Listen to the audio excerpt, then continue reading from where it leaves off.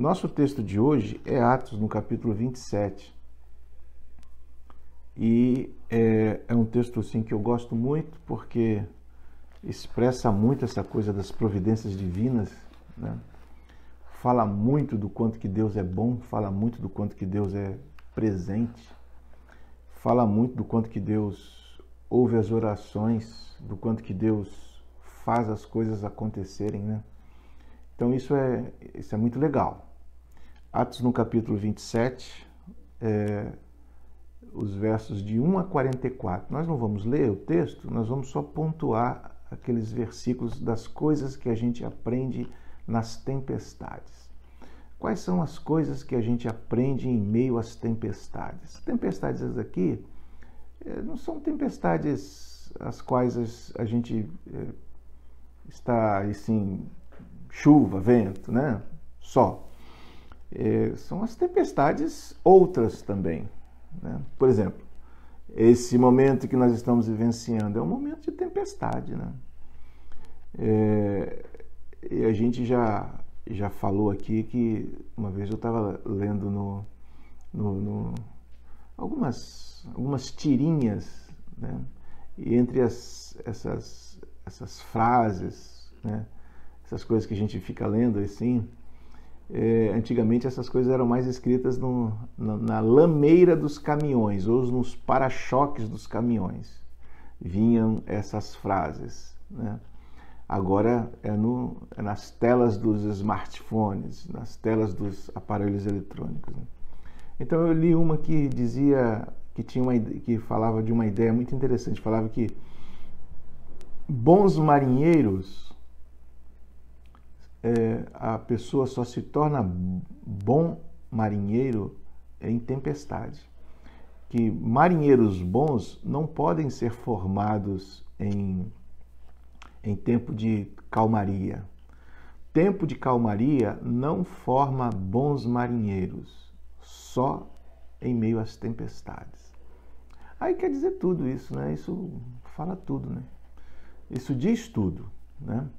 Então, se você quer ser uma pessoa que queira sobreviver na vida, se você quer ser uma pessoa que queira mesmo sobreviver, subsistir, você tem que saber que você tem que lidar com as tempestades. Calmaria não vai de jeito nenhum formar bons marinheiros. Nunca formou bons marinheiros. Calmaria nunca formou bons marinheiros. Só as tempestades. As tempestades é que deixa o cara pronto, né? As tempestades é que deixa o cara ligado, né? Isso é uma coisa interessante. Então, esse texto aqui fala de uma tempestade, Atos no capítulo 27. Então, quais são as coisas que a gente precisa aprender no meio de uma tempestade? Talvez a primeira coisa, em Atos no capítulo 27, de 1 a 44, talvez as primeiras coisas que a gente tem que aprender é que o comando pode mudar. Como assim? Numa tempestade, as coisas vão se revelar muito. É verdade. Numa tempestade, as coisas vão aparecer. As pessoas vão aparecer do jeito que elas realmente são. Porque as pressões, né? Vai dar aquela pressão na vida, as pessoas vão ficar pressionadas, as pessoas vão ficar angustiadas, as pessoas vão ficar... Então, as coisas vão aparecer. E o comando do navio de Paulo, obviamente, tinha um comando. Ele estava com 200 pessoas dentro do navio e, obviamente, tinha um comandante nesse navio. Só que, ao longo da trajetória, depois que eles começam a lidar com a tempestade, e é isso que a gente tem que aprender, no meio da tempestade, ou em meio à tempestade, o comando, né? O comando do navio pode mudar. E quando mudar, a gente tem que ser, digamos assim, humilde o suficiente para obedecer esse comando. Mesmo que ele não seja oficial, que foi o caso de Paulo. Sabe quem começou a comandar o navio? O próprio Paulo. Então, uma coisa que eu aprendo e uma coisa que a gente tem que aprender na vida, nas tempestades. O que você aprende nas tempestades? Nas tempestades, eu aprendo que o comando do navio pode mudar e que eu preciso, para me dar bem, eu preciso ceder a este novo comando, mesmo que eu seja o comandante anterior. Entendeu isso? Então, para que eu possa me dar bem, eu preciso estar ligado a isso. Porque nas pressões, as coisas vão realmente aparecer. E aí, o verdadeiro comandante das pressões pode aparecer. É fato isso, a gente não pode negar isso. Você pode negar isso? Você pode negar que você está preparado só para lidar com as coisas X. Você pode negar isso? Você está preparado só para lidar com o mar calminho. Você só consegue lidar bem com o mar calminho. Se começar a balançar muito, se começar a ter uma tempestade, você entra em pânico, você entra em sofrimento, e você perde o comando. Você pode negar isso? Ninguém pode negar. Então, é uma coisa que eu tenho que aprender. Eu tenho que aprender que no meio das tempestades a coisa vai filtrar e o verdadeiro comandante das pressões, aquele que está realmente habilitado, vai aparecer. É isso. O texto mostra isso. Paulo algemado, amarrado, acorrentado, ele que começou a comandar o navio. Aí ele falou assim, gente, fica tranquilo, não vai acontecer nada com ninguém. E começou a falar um monte de coisas lá muito interessantes, né? O verso 31 fala que ele disse ao centurião e aos soldados uma outra coisa importante. Além dessa que eu já citei aqui inicialmente, tem uma outra coisa importante. A outra coisa é: não passe a sua tempestade, não fuja da sua tempestade. Assim, não é que você deve ser masoquista, não. Entenda, não é isso. O que eu aprendo em meio às tempestades, além de que um outro comandante pode surgir e eu tenho que me curvar a ele, a esse novo comandante, além disso, eu tenho que saber uma outra coisa que é fundamental, que é importantíssima. Sabe qual? É que eu devo de lidar com a minha tempestade do início, meio e fim. Verdade. Eu tenho que lidar com a minha tempestade integralmente. Eu vou ter que lidar com ela, eu não posso ficar fugindo dela, entende? Eu não posso ficar assim, se eu pudesse sumir, né? Ninguém pode sumir. Vamos encarar esse troço aí, né? Vamos encarar esse negócio aí, vamos peitar esse negócio aí. Vamos bater de frente com essa tempestade aí. Todos nós podemos, é só querer, é só ter disposição mental, né? E querer fazer. Então, a outra coisa que eu aprendo com as tempestades, além dessa primeira que já foi citada, é esta. Ele falou assim, ninguém pode sair do navio, porque eu só posso proteger quem estiver no navio. Incrível isso, né? Verso 31. Verso 31. Que se assemelha muito àquela coisa que Jesus fala, quem quiser vir após mim, negue-se a si mesmo, toma cada dia a sua cruz e siga-me. Que se liga muito, que faz link muito com aquela história que o pessoal mais antigo conta, que uma pessoa ia na vida levando a sua cruz e cada abismo que chegava, aí ele jogava a cruz, aí a cruz batia lá do outro lado, aí ele né? Conseguia passar por cima da cruz, aí conseguia atravessar o abismo. Aí chegava no outro abismo, ele jogava, aí conseguia passar. Mas tinha aquele que achava a cruz muito pesada, aí ao meio do caminho ele ia cortando a cruz.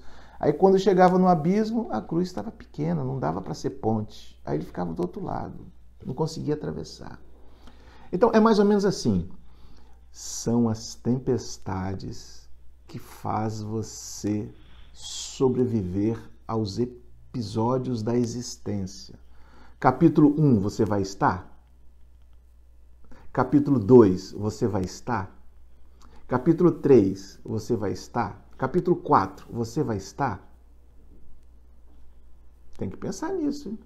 Porque é esse preparo das tempestades, do navio querendo tombar, de você com medo de morrer afogado, essa questão toda, essa turbulência toda que vai te deixando rígido, vai te deixando pronto, vai te deixando equipado, vai te deixando firme, vai te deixando consistente. Aí você passa do capítulo 1 para o capítulo 2 da sua existência. Ah, bacana, cheguei no capítulo 2. Aí no capítulo 3 você tem uma outra discrepância da vida e você começa a querer fugir do navio. Ah, não, isso aqui não é para mim. Cara, tem que encarar para você ir para o capítulo 3, 4, 5, 6 e final, né? Tem que encarar. É importante que você encare todos esses... se você for cortando a sua cruz, né? Se você for querer pular do navio, então você vai ficar meio complicado para você, né? Então, o que eu aprendo com as tempestades? O capitão pode mudar. Bacana isso, né? Outra coisa que eu aprendo com a tempestade, e para que eu me dê bem, eu tenho que ceder a isso, mesmo que eu seja o capitão anterior. A outra coisa que eu aprendo com as tempestades é o seguinte: eu não posso vivenciá-la pela metade. Se eu vivenciá-la pela metade, eu não vou estar pronto para o capítulo 2. É isso. Você quer estar no capítulo 2? Quer ou não? Tem que decidir isso. Então você tem que encarar essa coisa aí de frente. Tem que peitar esse troço aí de frente. E a outra coisa que eu quero destacar aqui, que eu aprendo com as tempestades, além dessas duas aqui citadas, é o seguinte, é que eu tenho que comer. O verso 34 diz assim, gente, Paulo levanta lá e fala assim, gente, vamos comer um negócio aqui, porque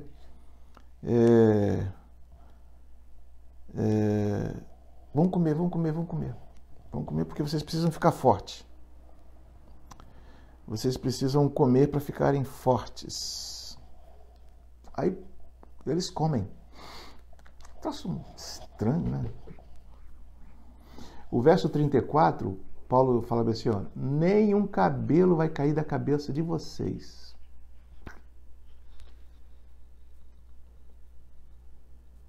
Incrível, né? Vocês só têm que ter peito para enfrentar as dificuldades. Peito para encarar as dificuldades. A tempestade. Você tem peito para encarar a tempestade? Então, encare a tempestade. Uma outra coisa bacana que a gente aprende aqui no texto. Tem que comer. Tem que alimentar o corpo físico. Aí tem uma situação aqui legal. Por que alimentar o corpo físico? Porque nós somos corpo, alma e espírito, nós somos interligados, não tem como separar a alma do corpo, o corpo da alma, o espírito do corpo, não tem como, é uma coisa só. Então, para você pensar bem, você tem que estar bem alimentado, você tem que se alimentar. Para você não ser levado por pensamentos malucos, você tem que se alimentar. O alimento faz isso, faz toda essa diferença dentro da estrutura humana. Então, o que eu aprendo no meio das tempestades é que eu não posso deixar de me alimentar. Equilibrado, evidente, né? dentro de proporções absurdamente equipadas, controladas, bacaninha, mas eu preciso me alimentar. Isso é fundamental. Isso é fundamental para a sua saúde mental e para forças que você vai precisar fazer para lidar com as intempéries da vida, né? Você precisa fazer isso. Então, eu vou ficar aqui nessas 3 coisas. Tem outras mais, mas depois a gente conversa sobre isso. Eu vou ficar nessas 3 aqui, que são muito, muito, muito significativas. O comandante pode trocar do navio.